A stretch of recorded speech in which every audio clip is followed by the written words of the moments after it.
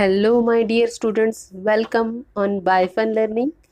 I am Dr. Sarita, and this is the last session of class 10th, chapter 6, that is life processes. तो life processes में हम already बहुत सारी चीज़ें पढ़ चुके हैं कि लिविंग थिंग्स को लाइफ रहने के लिए कौन सी चीज़ें इम्पॉर्टेंट है। वो बेसिक चीज़ें हैं nutrition, respiration, transportation and excretion. और न्यूट्रिशन, रेस्पिरेशन और ट्रांसपोर्टेशन के बारे में हम डिटेल में हमारे प्रीवियस सेशन इसमें पढ़ चुके हैं और इस सेशन में हम एक्सक्रीशन के बारे में डिटेल में पढ़ेंगे। We have already talked about nutrition. Nutrition is the process of taking food by an organism, and respiration by which the food is burnt in the cell with the help of oxygen and release energy. And in transportation, the food, oxygen, water and waste products are carried out from one part of the body to the another part. We all studied these things, and in this session we are talking about excretion. Excretion means removal of waste product from the body. So let's start. Excretion. Excretion is the process by which the waste product produced during metabolic activities is removed from the body.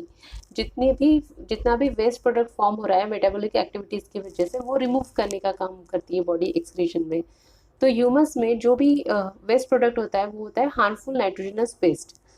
Basically excretion में जो blood होता है वो filter out होता है और जो भी वेस्ट होता है वो यूरिन के थ्रू रिमूव किया जाता है. तो ब्लड में बहुत सारा प्रोटीन प्रेजेंट है. प्रोटीन अमीनो एसिड से बनना होता है जो कि नाइट्रोजनस होता है. वो nitrogenous waste such as urea या यूरिक एसिड के फॉर्म में ब्लड से रिमूव किया जाता है इन द किडनी, और किडनी से वो यूरिनरी ब्लैडर में आता है यूरिन में, और यूरिन पास आउट किया जाता है, एक्सक्रीट किया जाता है. इस तरह ब्लड को फिल्टर आउट करने का काम एक्सक्रीशन में होता है. और यूनिसेलुलर ऑर्गेनिजम्स में वेस्ट प्रोडक्ट रिमूव किया जाता है सेल से सराउंडिंग में डिफ्यूजन प्रोसेस से. So let's start excretion in human beings. Human being का जो एक्सक्रीटरी सिस्टम होता है वो बना होता है पेयर ऑफ किडनी से. Pair means two. दो किडनीज होती है जो एब्डोमेन के नीचे प्रेजेंट होती है बैकबोन के दोनों साइड्स में. One is right kidney and left kidney, और उसके थ्रू एक पाइप निकला होता है जिसे हम यूरेटर कहते हैं. तो पेयर ऑफ यूरेटर्स प्रेजेंट होते हैं and urinary bladder and urethra. इन सब से बना होता है एक्सक्रीटरी सिस्टम. और हर एक किडनी के अंदर बहुत सारे स्मॉल एक्सक्रीटरी यूनिट्स प्रेजेंट होते हैं जिसको हम नेफ्रॉन्स कहते हैं. It is a ultra filtration unit. Approximately एक किडनी के अंदर 1.2 मिलियन नेफ्रॉन्स प्रेजेंट होते हैं. और जो एवोर्टा होता है वो इम्प्योर ब्लड कैरी करता है, और वो इम्प्योर ब्लड रीनल आर्टरी के थ्रू किडनी के अंदर जाता है, और प्यूरिफाइड ब्लड जो होता है वो रीनल वेन के थ्रू किडनी से बाहर निकलता है और वेना केवा में आता है और हार्ट तक उसको सप्लाई किया जाता है. जो रीनल वर्ड है वो किडनी के लिए यूज़ किया जाता है. जैसे कि पल्मोनरी वर्ड लंग्स के लिए यूज़ किया जाता है, वैसे ही renal word, renal artery, renal vein ये किडनी के लिए यूज़ किया जाता है. तो बेसिकली यहाँ पे ब्लड को कंप्लीट प्यूरिफाई किया जा रहा है, और जो यूरिन फॉर्म हो रहा है किडनी के, वो यूरिन किडनी से पास होके यूरेटर्स के थ्रू यूरिनरी ब्लैडर में आता है, और जब ब्लैडर फिल हो जाता है तो वो यूरेथ्रा के थ्रू रिलीज़ किया जाता है. यूरिनरी ब्लैडर मस्कुलर होता है और वो नर्वस के कंट्रोल में होता है. तभी हम जब भी अर्ज होता है तो यूजुअली उसको यूरिनेशन को कंट्रोल कर सकते हैं. अब हम पढ़ेंगे कि नेफ्रॉन किस तरीके से फंक्शन करता है. अभी हमने देखा कि हर एक किडनी में 1.2 मिलियंस ऑफ नेफ्रॉन्स प्रेजेंट होते हैं. नेफ्रॉन्स स्मॉल सब यूनिट होता है. It is ultra filtration unit. ये कैसे फंक्शन करेगा, यहाँ आप देख सकते हो कि कप लाइक स्ट्रक्चर है जिसे बॉमेंस कैप्सूल कहते हैं. बॉमेंस कैप्सूल के अंदर बहुत सारी कैपिलरीज का नेटवर्क है जिसको ग्लोमेरुलस कहते हैं. ग्लोमेरुलस की फ्रंट एंड में होता है एफेरेंट आर्ट्रियोल जो कि वाइड होता है, जहाँ से इम्प्योर ब्लड ग्लोमेरुलस में एंटर करेगा और इफेरेंट आर्ट्रियोल के थ्रू आगे निकल जाएगा. तो एफरेंट आर्टेरियोल वाइड इसलिए होता है ताकि वहाँ से ब्लड प्रेशर से, जो इम्प्योर ब्लड है वो प्रेशर के साथ ग्लोमेरुलस में एंटर करे, और जैसे ही ब्लड प्रेशर के साथ ग्लोमेरुलस में एंटर करेगा तो वहाँ पे वो फिल्टर्ड हो जाएगा। जो भी इम्प्योरिटीज़ है वो बॉमेंस कैप्सूल में एंटर करेंगी।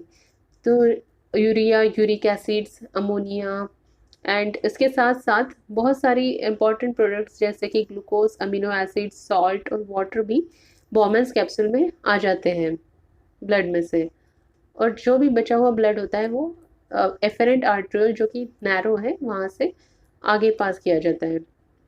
तो अब हमारे पास बॉमेंस कैप्सूल में इम्प्योरिटीज़ के साथ साथ बहुत सारे यूजफुल प्रोडक्ट्स भी हैं। उन्हें हमें रीएब्जॉर्ब करना है। ग्लूकोज, अमीनो एसिड्स, वाटर और सॉल्ट को हमें रीएब्जॉर्ब करना है। तो वो रीएब्जॉर्ब होगा, बॉमेंस कैप्सूल के आगे ज्वाइन करता है tubular structure. Bowman's capsule tubular structure से ज्वाइन करता है और ट्यूबुलर स्ट्रक्चर एंड में कलेक्टिंग डक्ट के साथ ज्वाइन होता है। सारे ट्यूबुलर स्ट्रक्चर्स हर एक नेफ्रॉन के एंड में कलेक्टिंग डक्ट के साथ ज्वाइन करते हैं। तो जब बॉमेंस कैप्सूल से जो इम्प्योरिटीज़ होती है वो ट्यूबुलर स्ट्रक्चर में एंटर करेंगी, तो सबसे पहले वहाँ पे ग्लूकोज और एमिनो एसिड्स को रीएब्जॉर्ब किया जाएगा, और ये रीएब्जॉर्ब होके जो ट्यूबुलर स्ट्रक्चर के सराउंडिंग में जो स्मॉल कैपिलरीज होंगी उसके अंदर एंटर करेगा, और वहाँ से वो कैपिलरीज के थ्रू वो रीनल वेन में चला जाता है।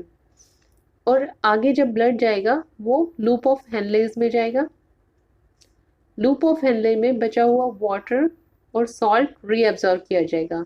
वाटर रीअब्जॉर्ब इतना होगा जितने बॉडी को रिक्वायरमेंट है हो। जैसे कि गर्मी में बहुत पसीना आता है तो उस टाइम बॉडी को वाटर की ज़्यादा रिक्वायरमेंट है, तो ज़्यादा वाटर एब्जॉर्ब किया जाएगा, और वाटर और सॉल्ट यहाँ लूप ऑफ हेनलेज में रीअब्जॉर्ब होगा, और आगे सिर्फ इस पे बचेगा इम्प्योरिटीज़, जो कि यूरिया और यूरिक एसिड होगा, वो एंटर करेगा कलेक्टिंग डक्ट में, और कलेक्टिंग डक्ट से सारी impurities with some amount of water enter करेगी यूरेटर में, और यूरेटर के थ्रू एंड में यूरिनरी ब्लैडर में आएगा, और यूरिनरी ब्लैडर जब फिल होगा तो यूरेथ्रा के थ्रू पास आउट किया जाएगा। इस तरीके से पूरा एक्सक्रीटरी सिस्टम का फंक्शन चलता है, और उसमें नेफ्रॉन का बहुत ही इम्पोर्टेंट रोल है। और ये जो नेफ्रॉन का स्ट्रक्चर है ये आपको ड्रॉ करते आना ही आना चाहिए।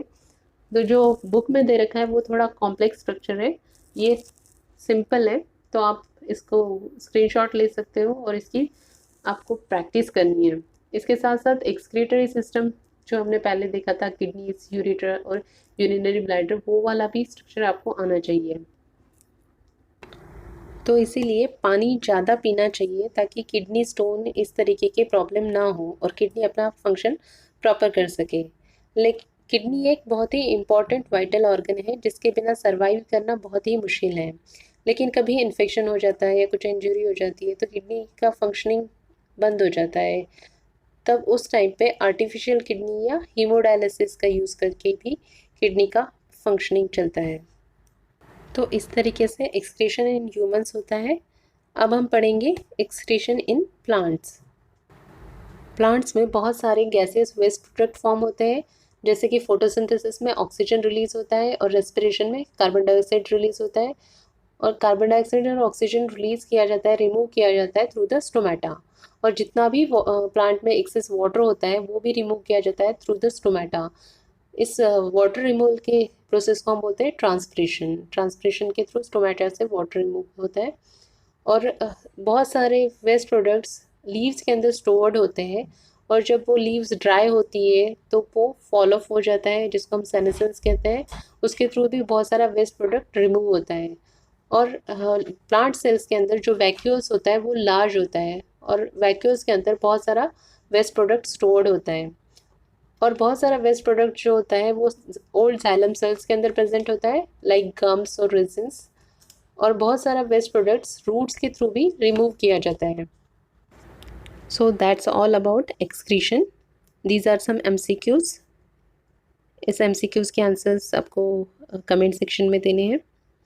यहाँ हमारा चैप्टर लाइफ प्रोसेसेस कंप्लीट होता है। आपको कोई भी डाउट हो तो आप कमेंट्स में पूछ सकते हो। और अभी तक आपने मेरा चैनल सब्सक्राइब नहीं किया हो तो प्लीज़ सब्सक्राइब करें ताकि आप मेरे आने वाले वीडियोस की नोटिफिकेशंस आपको मिलते रहें। Please like share and subscribe. Thanks for watching.